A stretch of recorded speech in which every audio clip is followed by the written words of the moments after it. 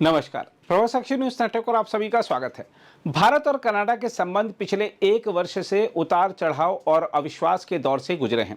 खालिस्तान समर्थक तत्वों की गतिविधियों, एक कनाडाई नागरिक की हत्या के बाद उठे आरोपों और राजनयिक निष्कासन की घटनाओं ने दोनों देशों के रिश्तों को शीतकाल में पहुंचा दिया था।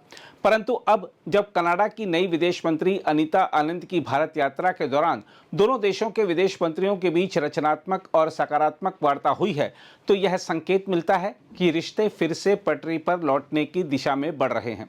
यह यात्रा केवल प्रतीकात्मक नहीं, बल्कि उस राजनीतिक परिपक्वता का परिचायक है जो दोनों लोकतंत्रों को पुनः संवाद की मेज पर ला सकी है। कनाडा की विदेश मंत्री अनीता आनंद ने आज विदेश मंत्री एस जयशंकर से मुलाकात के बाद प्रधानमंत्री नरेंद्र मोदी से भी मुलाकात की। प्रधानमंत्री ने विदेश मंत्री आनंद का स्वागत किया और कहा कि उनकी यात्रा भारत कनाडा द्विपक्षीय साझेदारी को नई गति प्रदान करने के चल रहे प्रयासों में योगदान देगी। प्रधानमंत्री ने इस वर्ष जून में G7 शिखर सम्मेलन के लिए अपनी कनाडा यात्रा को याद किया, जिसके दौरान उन्होंने प्रधानमंत्री मार्क कार्नी के साथ अत्यंत उपयोगी बैठक की थी। प्रधानमंत्री ने व्यापार, ऊर्जा, प्रौद्योगिकी, कृषि और लोगों के बीच संबंधों में दोनों देशों के बीच बढ़ते सहयोग के महत्व पर ध्यान दिलाया। मोदी ने प्रधानमंत्री मार्क कार्नी को अपनी हार्दिक शुभकामनाएं दी और कहा कि वह उनके आगामी कार्यक्रमों की प्रतीक्षा कर रहे हैं। उधर विदेश मंत्री एस जयशंकर ने वार्ता के दौरान इस बात पर बल दिया कि आज की अस्थिर वैश्विक व्यवस्था में भारत और कनाडा जैसे देशों को अंतर्राष्ट्रीय अर्थव्यवस्था को जोखिम मुक्त बनाने के लिए गहरे साझेदारी के मार्ग तलाशने चाहिए। उन्होंने कहा कि दोनों देशों की भूमिका G20 और कॉमनवेल्थ जैसे मंचों पर सक्रिय रही है और अब समय है कि इस पारंपरिक सहयोग को व्यवहारिक साझेदारी में रूपांतरित किया जाए। हम आपको बता दें कि अनीता आनंद की यह पहली भारत यात्रा न केवल द्विपक्षीय संवाद की बहाली का अवसर है, बल्कि यह भी स्पष्ट करती है कि ओटावा अब नई दिल्ली के साथ अपने रिश्तों को टकराव की बजाय तालमेल के आधार पर देखना चाहता है। जयशंकर और आनंद की वार्ता से जो निष्कर्ष उभरे हैं, वह भविष्य के लिए कई संकेत छोड़ते हैं।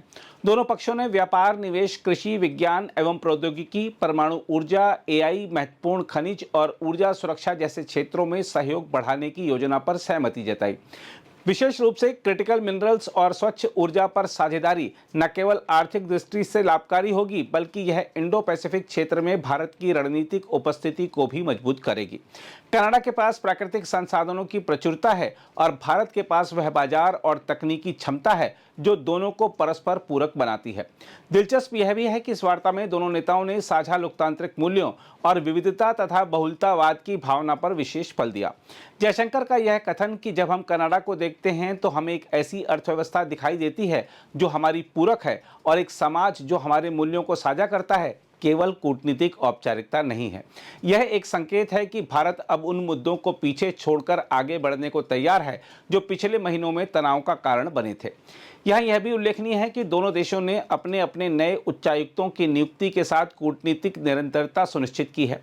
उच्च स्तरीय बैठकों, राष्ट्रीय सुरक्षा सलाहकारों, व्यापार मंत्रियों और विदेश मंत्रालय के वरिष्ठ अधिकारियों के बीच संवाद, यह सब दर्शाते हैं कि नई दिल्ली और ओटावा दोनों विश्वास बहाली की प्रक्रिया को गंभीरता से आगे बढ़ा रहे हैं।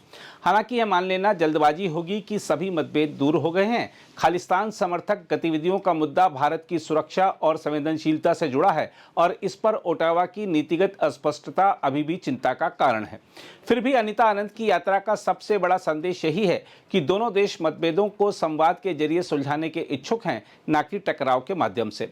वैश्विक संदर्भ में देखें तो यह सहयोग उस समय उभर रहा है जब दुनिया फ्रेंड शोरिंग और रिस्क डाइवर्सिफिकेशन की दिशा में बढ़ रही है। चीन पर निर्भरता कम करने, आपूर्ति श्रृंखला को सुरक्षित बनाने और इंडो पैसिफिक में संतुलन स्थापित करने के लिए भारत और कनाडा जैसे मध्यम आकार की अर्थव्यवस्थाओं का सहयोग निर्णायक भूमिका निभा सकता है। कहा जा सकता है कि जयशंकर और आनंद वार्ता का महत्व केवल दोनों देशों के द्विपक्षीय एजेंडे तक सीमित नहीं है। यह वैश्विक स्तर पर यह संदेश भी देती है कि लोकतांत्रिक देशों के बीच संवाद और परस्पर सम्मान ही भविष्य का सबसे स्थायी पुल है। भारत और कनाडा दोनों इस सच्चाई को समझ रहे हैं कि कूटनीति में कोई संबंध स्थायी रूप से टूटता नहीं, बस उसे पुनः संवाद की ईमानदार शुरुआत चाहिए। अनीता आनंद की यात्रा उस शुरुआत का प्रतीक है। अगर आने वाले महीनों में व्यापारिक वार्ताएं गति पकड़ें, सुरक्षा सहयोग में विश्वास बढ़े और राजनीतिक पारदर्शिता कायम रहे, तो संभव है कि भारत कनाडा संबंधों का यह नया अध्याय अतीत की कड़वाहटों को पीछे छोड़कर परिपक्व साझेदारी की मिसाल बने। बहरहाल आइए देखते हैं विदेश मंत्री एस जयशंकर ने द्विपक्षीय वार्ता के दौरान क्या बड़ी बातें कही हैं। I'm pleased to welcome you to India on your first official visit as Canada's new foreign minister. Our meeting today continues the constructive conversations that we have been having since our telephone call on the 26th of May. India-Canada bilateral relations have been steadily progressing in the last few months. We are working to restore and reinvigorate the mechanisms necessary to advance our partnership. As Prime Minister Modi noted during his meeting with Prime Minister Carney in Kananaskis, India's approach is to move forward with a positive mindset. This morning you have met the Prime Minister, you have heard from him personally about our vision of cooperation and how best to realize it. I should also take note of the fact that our national security advisors and their teams had a productive meeting on the 18th of September in New Delhi, which was an important first step towards enhancing our security cooperation. Our foreign ministries at the level of secretary or deputy minister also met on the 19th of September to review the overall relationship. Our trade ministers spoke recently, actually on the 11th of October.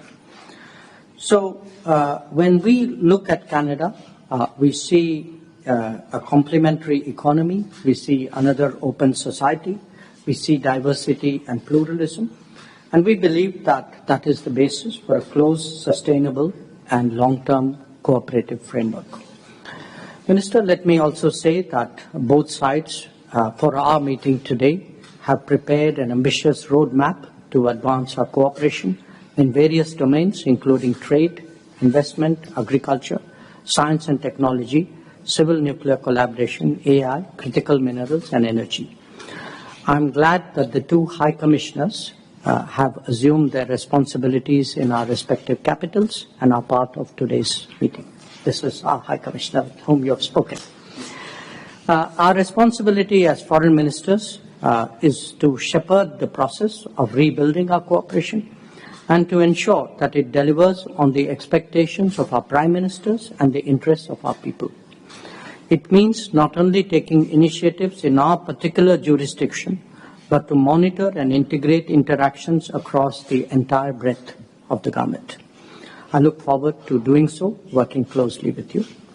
Minister, India and Canada have a long tradition of being active in world affairs. We are members of the G20 and the Commonwealth. Our convergences in the Indo-Pacific are notable. We are strong proponents of effective multilateralism, climate action, and SDG Agenda 2030. We seek to de-risk the international economy today by forging strong partnerships of growing range and depth. Your visit, Minister Anand, affords an opportunity to review the global scenario and exchange perspectives. अगर आप भी लेना चाहते हैं देश दुनिया की तमाम जानकारी तो आज ही सब्सक्राइब करें हमारे चैनल को। साथ ही नीचे दिए बेल आइकन को जरूर दबाएं ताकि हर अपडेट आप तक पहुंच सके।